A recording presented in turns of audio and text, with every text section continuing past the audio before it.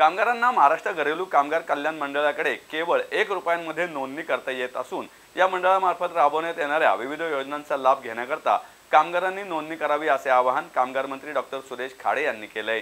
चिंचवड येथे रामकृष्ण मोरे नाट्यगृहात आयोजित नोंदित घरेलू कामगारांना गृहोपयोगी वस्तू संच वाटप कार्यक्रमात ते बोलत होते।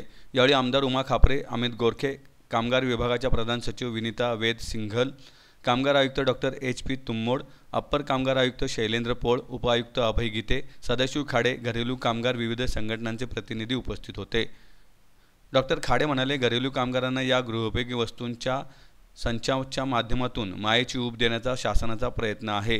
घरेलू कामगारांना देण्यात येणाऱ्या लाभासाठी शासनाने 50 कोटी रुपयांची तरतूद केली असून मंडळामार्फत घरेलू कामगार महिलांना 2 अपत्यांपर्यंत 5,000 रुपये प्रसूती लाभ, सन्मान धन योजनेत वयाची 55 वर्ष पूर्ण केलेल्या नोंदणीकृत पात्र घरेलू कामगारांना 10,000 रुपये थेट बँकेत जमा करण्यात येतात। तसेच संसार उपयोगी भांडी, अंत्यविधीसाठी वारसास 2,000 रुपये सहाय्य देण्यात येत असल्याचे ते म्हणाले। श्रीमती सिंघल म्हणाल्या, घरेलू कामगारांना हक्काचं घर, मुलांच्या शिक्षणाची व्यवस्था, महिलांच्या आरोग्याची काळजी तसेच घरेलू कामगारांना पेन्शनची सोय करण्यासाठी शासन स्तरावर प्रयत्न सुरू आहेत।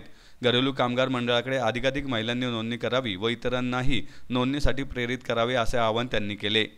कामगार मंत्री यांच्या हस्ते जिल्ह्यातील 1,820 घरेलू महिला कामगारांना गृहोपयोगी वस्तू संचाचे वितरण करण्यात आले।